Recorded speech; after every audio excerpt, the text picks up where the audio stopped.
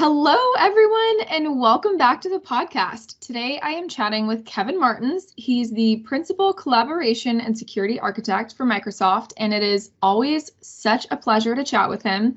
Today, we're going to talk about transitioning your team from the office to working remote. So thanks for being here with us today, Kevin. Hey, you bet. Thanks for having me on, Melissa, as always. Of course, it's a pleasure. So let's just jump into this. First, I want to ask you, do you think that there's a stereotype about people working from home and how they work less than others who are in the office? It's always a great question. And when I think pre-pandemic, I would say yes, because I've been working from home for 10, 15 years now, and I knew the answer to that. I was like, yeah, I've always felt like I've worked more from home and consciously I've had to turn the work off, so I don't get sucked in 24 hours a day. I think like post-pandemic though, everyone's working from home. Most people are working from home. So they've experienced it firsthand. And now they can see what life is like working from home. And I think most people would answer the same way that I did, which is yes, I think that we do work more when we're at home, right? We don't have the commute time. We can get up earlier, start earlier, end earlier, but with that it comes flexibility. But I think the stereotype was once there, but not anymore. How about yourself? I mean, do you think the same? When it comes to a stereotype, now that you've experienced working from home, do you find yourself working a lot more? Oh, first of all, working from home is incredible. The fact that I can be doing laundry, Yes. prepping for a meeting or, anything that I'm doing, any task, I can multitask. And that personally saves me a lot of time at home with my son. And it's really nice. I had started this job a couple months, pre-pandemic before COVID had hit. So I was able to adjust to that life before everyone else. And I'm a fan. And then I think when everyone else had joined in, it was just really cool because, I can take a break and I can FaceTime my sister and check in with her for 20 minutes, or I can go outside Yes, yes. and water my garden and get that break that I need because when I come back from taking a 5-minute walk outside or watering my garden, I feel better. I feel more refreshed than back when I was sitting behind a desk inside of an office with no windows. And yeah, it makes me feel a lot better to be working from home and more productive. And like you said, I mean, the fact that I can get up early, I can choose during the summer when it's really hot to get up at 5 a.m. and start working. So I'm out of the house by 2 or 3. Mhm. Um, that's awesome. And that's the flexibility that I love about it. Same thing. Yep. Yeah, totally. And I think people are worried about that gray area of, okay, when am I done working? Because my work is always at home. So what do you recommend to people who have never worked from home to start with to set themselves up for success? Yeah, that's a good one. And it's like, how do you start, right? And make sure it doesn't consume you on one end, but also not give the impression that, oh my gosh, that person's never online, or gosh, they're only working half a day now. You have to find that balance, right? And you still have to get your work done. But at the end of the day, I mean, a place to start, you just start with your normal working hours. When did you used to show up in the office on a regular basis, and when did you go home? Start with that and know that, hey, it's okay to like you said, if you've got something else to do during the day, you're unloading the dishwasher, you're doing some laundry, maybe you're doing something around the house that needs to be done that only takes a few minutes. Don't feel guilty about that. Just go off and do it, because you know what? That's a healthy break. That's how I look at it. It's a Yeah. break from being in front of your computer all day in your home office. You can't do that just day in, day out. That's not healthy. I think we've all discovered that over the past 16 to 18 months during COVID, that you do have to get up and walk around. You do have to shut off your computer screen and just turn it off. If even only for a few little breaks here and there during the day, but definitely once you're done during the day, you have to step out of your work environment that's now at home and step into your personal life, your family life. That's the healthy balance. You have to maintain that. Right. Something I know I struggled with when I first started my job was I remember feeling like I had to sit behind my computer for a total of 8 hours. And if I didn't, I felt very guilty. And that's just, it's something I've had to work through for the past couple of years while working remotely. I have an incredible team, and my CEO and my COO, they really value and productivity. So if I sit down for 3 hours and work really hard and get some of my projects done, and then I get up for 20 minutes or 30 minutes to go do something else, that's fine. And I think that Hmm. that's something that people need to learn to come to terms with. And with remote work, valuing productivity versus time spent. So I think that's another value proposition that people kind of have to get used to. Yeah, I totally agree. And you mentioned something really, really key there is you work with a great team of people. You have a lot of good support, and they're going through the same thing that you're going through. And when you have that type of good supportive culture, that can make all the difference in the world. You determine what is that healthy work-life balance for you and now your new home office, right? For others that don't have that, it might be a little bit more difficult. But eventually, and especially by this point, now that everyone's been at home for so long again, it's probably worked itself out where you do feel comfortable. You have gotten over that guilt of stepping away for a little bit here or there. As long as the job gets done, gets done. No one should be in the background criticizing you or making you feel guilty or something like that, for stepping away. You have to have that healthy balance or you're not going to keep your employees for very much longer. They're going to move on to that healthy culture. Totally. We have, for example, we do all hands teams meetings every Friday to just check in. Everyone in the company gets on. We just chat about our week. It's pretty brief, but we all talk about things that we're struggling with, things that we could, use some help on. And one of our teammates, Erica, she's always baking while while we're doing that. And it's incredible because that's a healthy balance between work and home life. And she's engaged in the conversation. She's talking about her week, but she's using that time to multitask, to stand up, to not be sitting behind her computer, but she's very engaged. And there's a culture that you create of just, we're all in this together, and being empathetic to the fact that we're humans. As long as we can have fun with it, with remote work, I think that's the best kind of culture that we can create. Yeah, spot on. I mean, similar to your Friday afternoon calls, my team and I, we work all throughout the country, my specific team, but we just have a group chat going. It's just always there. I mean, we might talk about something tech or someone throws an article in there, but but we also have a lot of fun too. Like the water cooler talk that we would have otherwise had, I guess, like most environments. This week it's been extremely hot, record temperatures in the Seattle and Portland area. That they've been breaking records each day. Well, here for me in the Mid-Atlantic U.S., I mean, this is our hot time of year as well. So I just kind of clipped out what the AccuWeather current temperature is, and then what does it feel like outside. I clipped it out, put it into the window. I was like, okay, everyone, temperature check. Where are we? Wherever you are. And I'm wondering if our Seattle coworkers have us all beat now, where they shouldn't be at 115 for the heat index. They should be more like 85 or 90 degrees at this point. But it just turned into a banter back and forth for a few minutes, and that there again was a different type of break for the day for all of us. We would have had that conversation anyway if we were together. So anyway, you have to find that balance and know that it's not just you; it's your entire team is there with you, and they're going through the same things. Same things.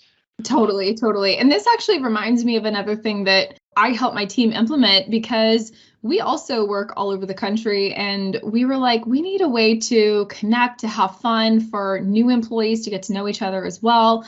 And so we created this. Every week on Friday, we have this weekly quiz, and everyone fills out these questions prior. So when you get this in your inbox, it's like, well, who said this? And it's just funny. We award points to people who get them correct. And, we also have this platform. It's called Nectar that I found, and it's really incredible. We implemented it into our teams that we use for our online virtual office, and we're able to recognize other employees, and everyone in the company sees it. So if I'm recognizing our blog writer, Kristen, for an incredible piece that she wrote, everyone in the company sees that I'm recognizing her. And then those points are actual real cash that she can cash in for like gift cards to all kinds Nice. of different places. So really finding those tools, I think, and like you said, having fun with it, the chats, all those things. I think those are the best things that we can do for just having fun at home and connecting our teams. Do you think that people will want to return to the office as we are emerging back from social distancing?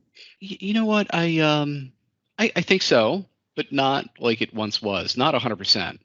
And there's actually been some recent surveys that talk about that. During Ignite, we Microsoft Ignite is one of our conferences throughout the year. One of presenters for a session I'm thinking of, they had two figures. One of them was, and this is based on that survey about this very question. One of them was 80% of the people that were surveyed, they were managers. They said, "Hey, we don't expect to return in the same capacity as we once did. We expect a more hybrid type of office." Mhm. 80%. That's huge. So That's high. it's not just you or I, it's the majority of people thinking the same thing. Like, hey, they don't want to go back into the office. But then along the same lines, 70% of employees thought the same thing. They like the flexibility of working from home, but they also understand that, hey, we do need to go into the office from time to time too. So this hybrid environment really is front and center on the new way that we're all going to end up working, right? And there's a lot of other things we can talk about when it comes to hybrid workplace and so forth, and how do you set all that up. But yeah, I do think that people will return to the office, but not like it once was. Not 5 days a week, maybe one or two. Right. Maybe that 1 or 2 days a week are the meeting days where everyone's in for meetings that day, and then they go off, they go back home, and they do their work. You could set up so many different things and policies like that. It's interesting the change that we're seeing. And when I talk to my friends and family about their experience working remote, it's really positively impacted their lives. I know for me, I'm a single mom and it's hard to get my son to school if I'm, working in an office. And so having that 30-minute break where I can, or fit, my son's school is 5 minutes from here where I can just drive him over there and come back and continue working on my work. It's really great for me and my son and my family. And I'm able to get back and work and get all of my stuff done. So point is, a lot of the people that I've talked to, they're experiencing a positive experience from working remotely as well. So I think that's part of why they want to stick to that model. I think a lot of leaders and organizations want to know the question, how do people really work remote from one another? How does it work? Tell me what goes into it. I think it's the tool sets, and it's two things. Number one, it's the tool sets, and number two, it's the culture, right? So I can spend millions and millions of dollars and architect out quite a solution for everybody. And that's the tool set, but is number one. But number two is, if I can't change the culture, if I haven't thought about training people in how to use the tools and why they want to use the tools, and instead of forcing the tools on them, I need to make them realize that, hey, these tools are really here and they're so useful and they're so easy to use. You just got to take the first step and start using them. And then you become immersed in them. So much. It's just like Microsoft Outlook has been for many, many years. You can't do your job without it. Well, now these collaboration tools are very, very similar to people who are now working from home and using the tools because they understand the value and how to use them. So when we think about tools, Microsoft 365, Office 365 comes to mind. So when I or someone from my team were collaborating on the same document together, how do we do that? Are we emailing the document versions back and forth and saying, okay, I'm done, it's your turn? No, we don't have to do that anymore. We can open up the same document that's held in the cloud and we can both edit it at the same time. That's so invaluable. Now we prevent all those versions going back and forth, right? We're using just one snippet of the cloud resources to really work together, right? To become that much more productive in our collaboration. One of the many examples that's out there. Yeah, I mean, that's incredible. The fact that we're able to do that. And, I know at least in like the Teams environment, we're able to put documents in there. You can tag people, you can comment on them. I mean, it's incredible being able to have everything in that one space that everyone has access to. With that being said, what type of actual equipment does a work from home employee need? Yeah, that's a great segue. So one of the biggest things I think is a webcam. call me crazy, but I think a webcam is just invaluable. So you can get on not just a conference call where we're hearing just voice, but also video. Video, just you see a whole different side of someone, and you feel like you're more connected, from the emotions on their face to what it is they're doing to what it is they're saying. And it just feels like you're in the same room together, over just a voice. So I think webcam is one. Internet is another one. A good internet setup. Like you can during school days, you can often tell when someone's on a conference call or video chat when the kids get home, because many of them fire up one of the online gaming systems or something, or they hop on their computer, or they're watching YouTube, whatever it may be. Well, that's sucking down bandwidth. So all of a sudden, the person that you're chatting with in the meeting, they start to sound a little bit robotic, or their video starts to snap a little bit. Well, that's not the system itself. That's just your internet bandwidth at home. So Right. some people that have a very basic plan might need to kick it up a notch for $10 more a month or something. So yeah, webcam is one, internet's another. Gosh, get a great space in your house. It's difficult to work Yes. on a kitchen table. It's really difficult Yes. to work as people come in and out. Maybe your spouse or someone else is working in the house, and they're going to come in and out of the kitchen all day long to maybe get a lunch or some snacks or refill a coffee. That's disruptive. You need to get away from that, and if you can find a corner of a bedroom somewhere, maybe in a basement, something where you've got that space. That's what you need. That's what I think of. What type of equipment and what type of environment do you need to work from home? Obviously, a good computer helps out, but yeah, there's a couple things I think of right off the bat. Yeah, absolutely. And that makes me think about like the different distractions that you have at home and just being able to find a way to get away from those distractions. I know personally for me here at my house, when my door is shut, my son knows that that's my office time. Don't, I'm like, unless you're dying, do not even knock on my door. Right. So I'm curious, how do you deal with everyday distractions when you're working from home? So many people have pets, dogs barking or mail being delivered, the doorbell ringing, or kids who are coming home from school, just all of those things. How do you personally deal with that? Well, a great example from yesterday. I was on a video conference call where everyone could see each other's video and so forth. And one of my kids were still out at summer camp, but one of the neighborhood friends came over and rang the doorbell, and I could see who it was, because my office window looks out that way. I couldn't just escape and go get the door and say, well, they're not home yet. They'll be home in a couple hours. But it just pops up during the day. I've been on presenting on webinars before where someone's come to the door, maybe from FedEx, and needed a signature on a delivery. And I'm like, oh my gosh, I hope my wife gets that. I can't just stop the webinar and go do something like that, because there might be 100 people watching me or more. I Right. can't do that. It's funny, but life happens, right? And when it comes to dogs barking and doorbell ringing, and certainly kids screaming maybe in your house in the background, what's really cool is there's two things that can address those background noises. And if you can block them out mentally, you can have a good bit of comfort knowing that those noises, while you're hearing them and they're crystal clear in the microphone of your headset, chances are there's noise canceling on those. If you're using, Apple AirPods, or if you're using a great headset that's been qualified for Microsoft Link, it's probably got some noise canceling built in that'll filter out most of that background noise, number one. But number two is something that's just rolled out over the past couple of months within Microsoft Teams is we've inserted in some artificial intelligence. So we're actually, the system is listening for that kind of background noise. We've identified all those different background noises, from, again, the kids screaming to dogs barking to doorbells ringing to wind. Maybe you're walking around your house outside taking one of those breaks, but yet you're still on a conference call. You're going to get some wind noise. It's amazing, even without noise canceling built into your headset. The noise canceling that the AI provides in Microsoft Teams is incredible. I actually have a coworker who recorded a very short YouTube video to demonstrate that, because you can toggle that AI noise cancellation on and off within the Teams client. So he recorded himself on a call, just reading a few things, and he started up a handheld vacuum.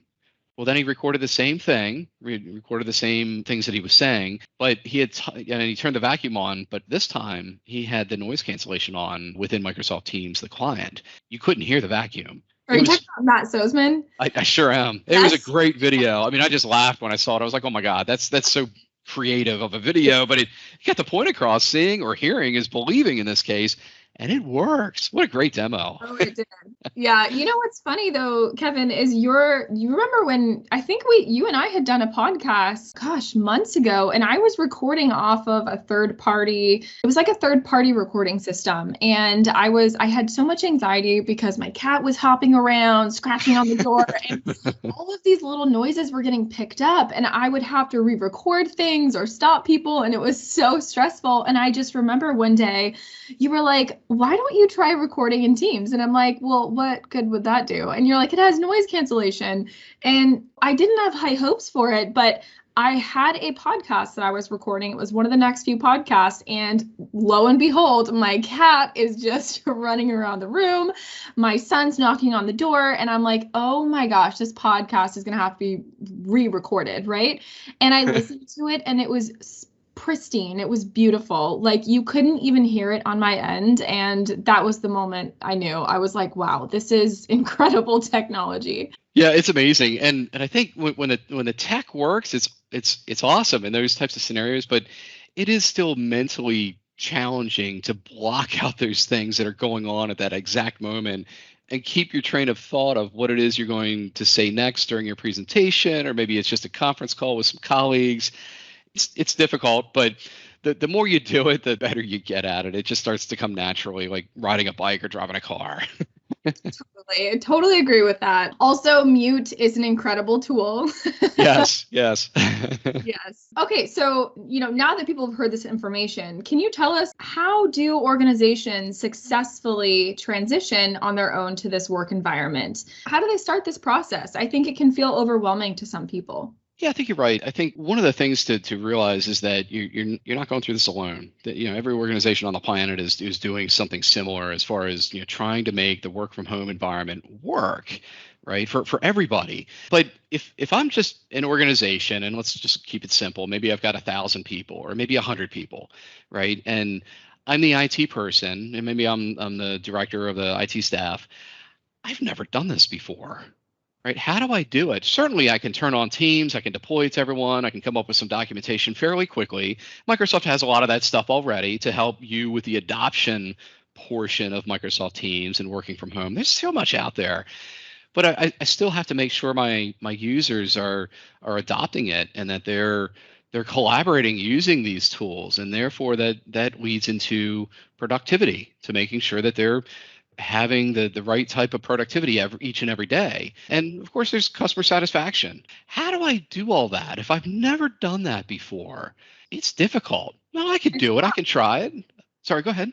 No, I was going to say it's hard, and you need some sort of support when you're diving into something that you have absolutely no idea about.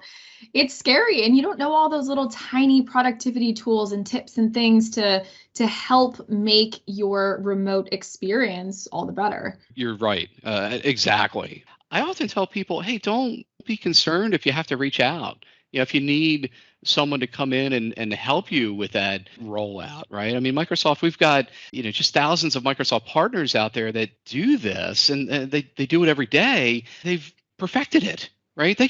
We've got stories of companies that are 100,000 people plus, from manufacturing to healthcare, where they had to roll this out in days to that many people. How can you do that? Well, if you have a good, well-tested, well-proven plan to implement that can be tweaked for your own environment, that's where it really comes. The helping hand is really needed. And then how do you monitor that to make sure that everyone's logging into these tools every day?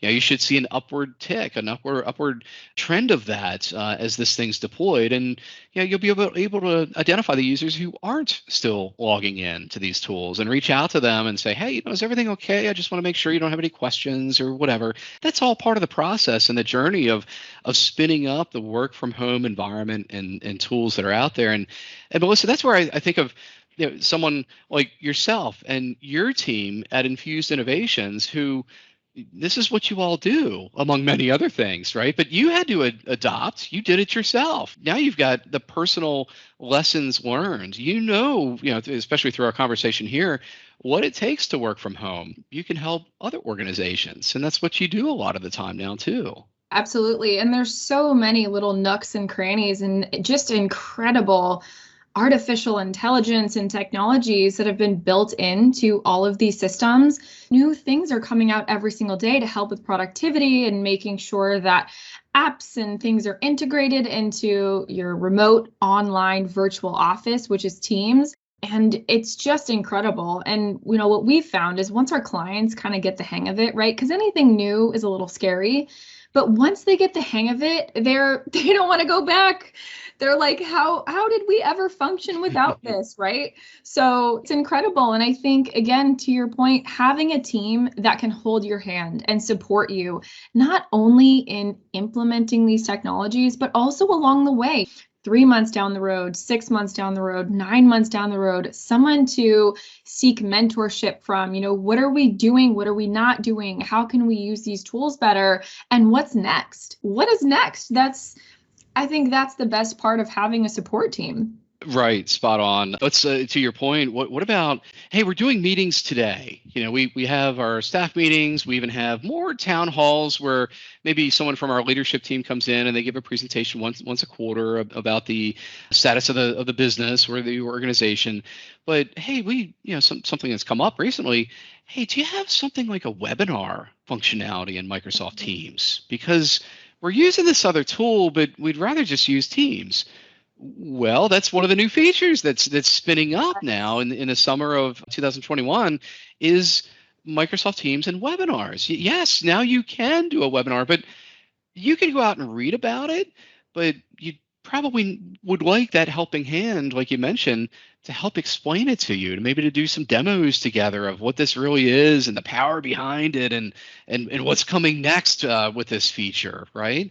So gosh, there's so much it's launching. It seems like every day. It is tough to keep up with. It's tough for someone like me who specializes in the technology area like this, but I can't imagine someone else who just they dabble in it, they try to read up on it, try to stay up on it. There's just so much happening. You do need that helping hand, that advisor to help you move forward and to make sure you're getting the maximum use out of the tools that you've purchased. And there's also tools for live events now, which is pretty incredible, live conferences that are coming out. And so that's also really helpful too. I mean, the pandemic has, in a way, sort of pushed or merged all of these new incredible tools and technologies and new ways of working. And it's incredible to have these things at our fingertips. And like you said, having a partner who can help you navigate those things is so nice. But I think also at Infuse Innovations, a huge part of what we do is we're security first as well. And that is very important. If you're having your information, all of your employees, all those things, is having a partner that really cares about security as well and sort of helps you walk through and navigate what that looks like. Right. And the cloud, from the get-go, from the moment you sign into the cloud and you get yourself set up in the cloud, it is a secure environment. But there's a lot of different knobs, we'll call it, right? On-off switches that you can toggle back and forth that will make your environment much, much more secure based on your needs as an organization. Remember, the cloud is a shared space, so you've got to have a baseline that everyone can use. But then from there, you've got to kick it up a notch and realize that, wow, there's a whole bunch of other security features that are out there that will really help to secure your environment. And there's so many best practices out there. But again, if you're trying to run an organization, how can you know what those are? And then know that, hey, if you toggle a switch one way or the other, will you cause some type of a business outage? So you have to be very careful and know what you're doing. But that there again, that's something you may do once, but Melissa, you and your organization, this is what you all do every day. So you know the true impact of what these toggle switches are, and you know how to make an environment much more compliant to something like HIPAA, right? Or SOX or whatever compliance needs that an organization has. That's where y'all come in and you know what those toggle switches are because you've done it many, many times before. Right. So important. Thank you so much, Kevin, for joining us here on the podcast. It is always a pleasure to work with you, to chat with you, all of those things. Thanks for walking everyone through how to transition their team from the office to working remote or working hybrid. Oh, hey, you're welcome. And thanks as always for having me on. And I'm looking forward to the next time. Awesome. Thank you, Kevin.